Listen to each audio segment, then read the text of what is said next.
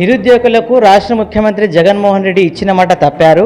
రాష్ట్రంలో ఉన్నటువంటి నిరుద్యోగులను నిండా ముంచేశారని చెప్పేసి వ్యాఖ్యానించిన పరిస్థితుల్లో మనతో పాటు వివరాలు తెలియజేయడానికి వైఎస్ఆర్సీపీ యువ నాయకులు రఘునాథ్ రెడ్డి గారు ఉన్నారు.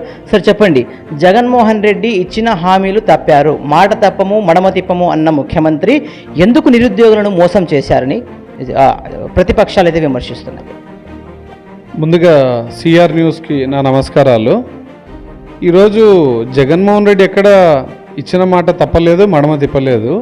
ఎందుకంటే ఈరోజు ఈ రాష్ట్రంలోనే గత స్వాతంత్రం తర్వాత ఒక పార్టీ అధికారంలోకి వచ్చిన తర్వాత ఒకటేసారి 150,000 ఉద్యోగాలు ఇచ్చినటువంటి ఘన చరిత్ర అది ఒక జగన్మోహన్ రెడ్డి గారికే దక్కుతుంది. అదొక వైఎస్ఆర్ కాంగ్రెస్ పార్టీకే సాధ్యమైంది తప్ప గతంలో ఉండే తెలుగుదేశం పార్టీ కానీ కాంగ్రెస్ పార్టీ కానీ వాళ్ళు ప్రభుత్వం ఏర్పాటు చేసి 1,50,000 ఉద్యోగాలు ఇచ్చిన పరిస్థితి ఎక్కడైనా ఉందా? మీరు చెప్పండి పోనీ. సార్, అయితే ఇప్పుడు ఉన్న పరిస్థితుల్లో మనకు ఇక్కడ ఎన్డీఏ అభ్యర్థి అయినటువంటి డాక్టర్ పార్థసారథి గారు ప్రచారంలో భాగంగా ఆదోని పట్టణంలో అంటే ప్రభుత్వం ఏర్పడితే బీసీలకు సంబంధించిన ఈ యొక్క నిరుద్యోగులకు ప్రత్యేక స్కిల్ డెవలప్మెంట్ ఏర్పాటు చేసి స్టైఫండ్ ఇచ్చి ఉద్యోగ అవకాశాలు కల్పిస్తామని చెప్తున్నారు. మళ్ళీ దీని పట్ల మీరు ఏం చెప్తారు? ఇప్పుడు మీరు ఒకసారి గతంలో చూస్తే వాళ్ళ ప్రభుత్వం ఏర్పడితే అంటే మీ ఉద్దేశంలో ఎన్డీఏ కూటమి ప్రభుత్వం అంటే చంద్రబాబు ముఖ్యమంత్రిగా ఆ ప్రభుత్వం ఏర్పడితే ఆయన బీసీలకు స్కిల్ డెవలప్మెంట్గా వాళ్ళకి చేస్తానంటున్నాడు. అదే చంద్రబాబు గత 4 నెలల కింద స్కిల్ డెవలప్మెంట్ స్కామ్ కింద జైలుకు పోయాడు. రేపు మరి ఆ కేసు ఏమవుతుందో తెలియదు. అటువంటి కల్లి వల్ల మాటలన్నీ వీళ్ళు చెప్తూ ఎందుకు ప్రజల్ని మభ్య పెడతా ఉన్నారో ఒకటి అర్థం కావడం లేదు. ఆల్రెడీ ఇప్పుడు వైఎస్ఆర్ కాంగ్రెస్ పార్టీ అధికారంలో ఉండగా స్కిల్ డెవలప్మెంట్ ప్రోగ్రాం కింద కొన్ని వేల మందికి ఈరోజు నిరుద్యోగులకు వాళ్లకు కావాల్సినటువంటి స్కిల్లో తగినటువంటి శిక్షణ ఇస్తున్న పరిస్థితులు మనం రాష్ట్రంలో చూస్తున్నాం కదా. ఎస్ సార్, అయితే ఇక్కడ ఉండే బీసీలు ఎస్పెషల్లీ వాల్మీకులను అణగారిన వర్గాలను వాల్మీకులను అయితే ఇక్కడ ఉండే ఎమ్మెల్యే రాజకీయంగా అయితే పర్సనల్గా ఆయన స్వార్థం కోసం అయితే వాడుకుంటున్నారని చెప్పేసి డాక్టర్ పార్థసారథి గారు వ్యాఖ్యానించారు. ఎలా చెప్తారు మీరు? ఏ విధంగా అంటే వాల్మీకి సామాజిక వర్గానికి చెందినటువంటి మా మున్సిపల్ చైర్మన్ గారిని వాళ్ళని చైర్మన్గా చేయడం ఆయన పర్సనల్గా వాడుకున్నట్ట, లేదా ఇక్కడ ఎంపీపీగా ఉన్నటువంటి వాళ్ళని వాల్మీకి సామాజిక వర్గమే కదా. అలాగే కౌన్సిల్లో ఉన్నటువంటి 5 మంది కౌన్సిలర్లు కూడా వాల్మీకి సామాజిక వర్గమే కదా. ఇప్పుడు బీసీలకు అత్యంతంగా పెద్దపీట చేసిన నాయకుడు ఈ ఆదోన్లో ఎవరైనా ఉన్నారు అంటే అది ఒక ఎమ్మెల్యే సాయి ప్రసాద్ రెడ్డి గారే తప్ప ఇవన్నీ ఏదో ప్రచారంలో మాటల కోసం మాట్లాడే మాటలు తప్పితే ఇవన్నీ నిజాలు కాదు. మనం ఒకసారి మీరు పబ్లిక్లో పోయి కనుక్కుంటే మీకే తెలుస్తూ ఉంది. గ్రామీణ ప్రాంతాల్లో అయితే ఆయన పర్యటిస్తున్నారు. సర్పంచ్ నిధులను జగన్మోహన్ రెడ్డి 1,50,00,000 రూపాయల దాకా ఒక్కొక్క గ్రామం నుంచి దొంగలాగా ఎత్తుకెళ్లారు. గ్రామాలు అయితే అభివృద్ధి చెందలేదు, మౌలిక వసతులు లేవు, నీరు లేదు, కనీసం తాగునీరు కాదు కదా మురికి కాలువలు కూడా లేవు అని చెప్పేసి ఆయన దుయ్యబడుతున్నారు. ఎలా చూస్తారు మీరు? ఇప్పుడు ఈరోజు పార్థసారథి గారు మాట్లాడే మాటలు ఎట్లున్నాయంటే ఇంకా ఒక 2 రోజులు పోతే ఆదోని నియోజకవర్గాన్ని కూడా ఎత్తుకోపోయినారని కూడా మాట్లాడతాడు ఆయన. ఈరోజు సర్పంచ్ నిధులని జగన్మోహన్ రెడ్డి ఎత్తుకెళ్ళాడనే మాట ఎంత అవాస్తవంగా ఉందంటే ఈరోజు వైఎస్ఆర్ కాంగ్రెస్ ప్రభుత్వం ఏర్పాటైనప్పటి నుంచి దాదాపుగా ఒక్కొక్క గ్రామానికి సంక్షేమం ద్వారా 10 నుంచి 15 కోట్ల రూపాయలు ప్రతి గ్రామంకి వచ్చిన మాట వాస్తవమా కాదా? వాస్తవము అవునా కాదా అంటే కూడా మేము దానికి చర్చకు సిద్ధంగా ఉన్నాం. కేవలం సంక్షేమం పేరిటనే కాకుండా అభివృద్ధిని కూడా ఈ యొక్క వైఎస్ఆర్సీపీ ప్రభుత్వం చేసుంటే బాగుండేది, కానీ అభివృద్ధి శూన్యం, కేవలం పథకాలకే వీళ్ళు పరిమితమని కూడా ఆయన వ్యాఖ్యానిస్తూ ఉన్నారు. చాలా మంచిగా చెప్తా ఉన్నారు. ఒక గ్రామం అంటే ఒక 3,000 జనాభా నుంచి ఒక 5,000 జనాభా మధ్యలో ఉంటుంది.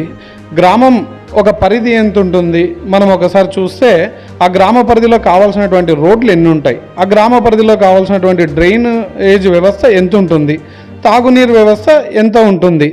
వీటన్నిటిని మనం ఒకసారి చూసుకున్నప్పుడు అక్కడ నివసించే పబ్లిక్కి, అక్కడ నివసిస్తున్నటువంటి ప్రజల ఒక స్థితిగతుల పరిస్థితి ఏంది కూడా మనం చూడాలి.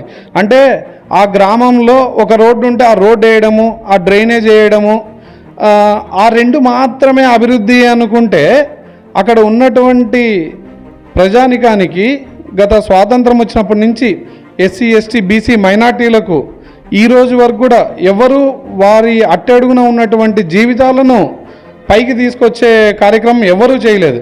ఈరోజు అమ్మఒడి కానీ, చేయూత కానీ, సంక్షేమ పథకాలు కానీ, పింఛన్ల ద్వారా కానీ వారికి ఆర్థిక స్వావలంబన ఇవ్వడం జరుగుతూ ఉంది. అంటే అక్కడ ఆ గ్రామంలో ఉన్నటువంటి ప్రజలు ఎవరైతే అట్టడుగున ఉంటారో వాళ్లకు ఆ ఫైనాన్షియల్ సపోర్ట్ దొరికి వాళ్ళు ఒక 2 మెట్లు ఎక్కుతేనే కదా సమాజంలో అందరితో పాటు వాళ్ళు కూడా సుఖశాంతులతో జీవించగలరు అని చెప్పి తెలియజేస్తాను.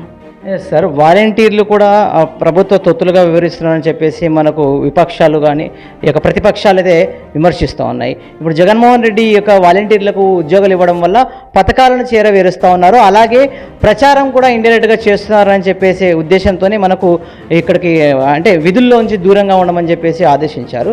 మళ్ళీ వాలంటీర్ల యొక్క సేవ ఏ విధంగా ఉండింది గతంలోని మీరు?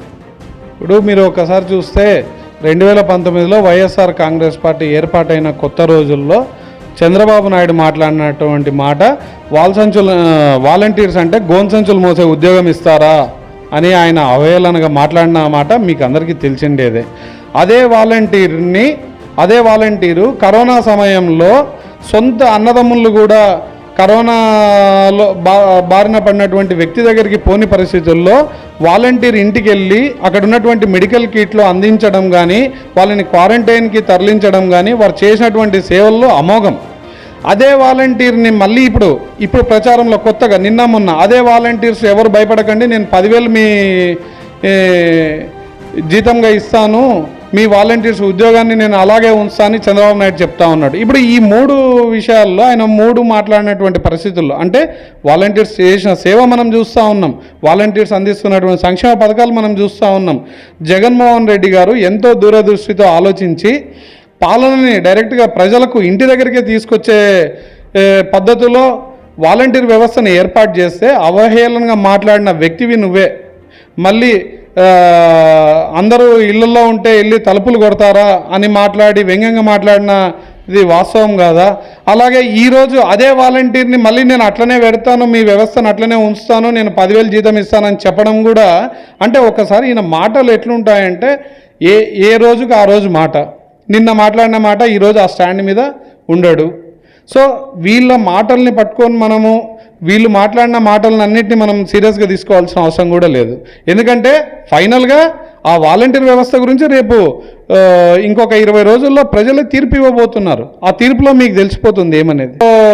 ఎన్డీఏ కూటమికి అభ్యర్థే లేనట్టు అంటే ఇక్కడ అభ్యర్థులు ఉండేటోళ్ళు అందరూ చాతగాని అభ్యర్థులా? ఎవరు కూడా కనీసం పార్టీల తరఫున పోటీ చేయడానికి కూడా పనికిరాని వాళ్ళ కాదన్నట్టు నిన్ను తెచ్చి ఆ బీజేపీ పార్టీ ఇక్కడ పెట్టింది. ఫైనల్గా ఏం చెప్తారు సార్?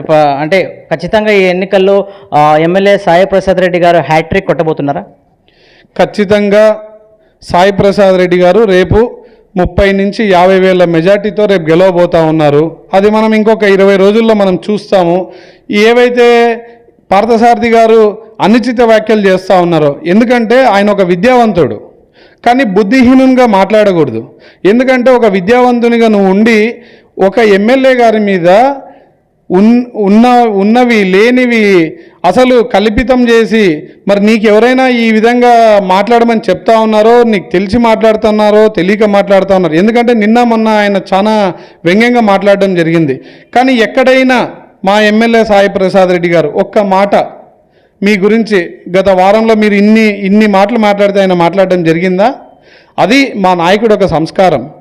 నువ్వు విద్యావంతుడు అంటున్నావు కానీ ఇంత బుద్ధిహీనంగా అంటే ఈయన ఆదోనికి వచ్చినప్పటి నుంచి ఈయనకు కేవలం ఒక ఎమ్మెల్యేని టార్గెట్ చేయడం తప్ప ఆదోన్లో ఎన్ని వార్డులు ఉన్నాయి, ఆ వార్డులు ఎక్కడున్నాయి, ఏ వార్డులో ఏ బూత్ ఉందనేది కూడా ఆయనకు పూర్తిగా వివరంగా తెలియదు. ఆయన అనుచిత వ్యాఖ్యలు చేస్తూ పోతే ఇవి ఎవ్వరు ఆదోని పట్టణ ప్రజలు ఎవరు వీటిని నమ్మరు.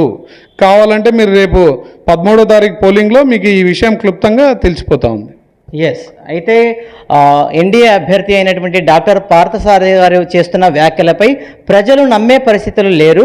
రానున్న ఎన్నికల్లో భారీ మెజారిటీ అనగా 50,000 మెజారిటీతో ఆదోని ఎమ్మెల్యే సాయిప్రసాద్ రెడ్డి గారు మూడోసారి ఎమ్మెల్యేగా హ్యాట్రిక్ కొట్టబోతున్నారని చెప్పేసి మనకు వైఎస్ఆర్సీపీ యువ నాయకులు రఘునాథ్ రెడ్డి గారు తెలియజేశారు.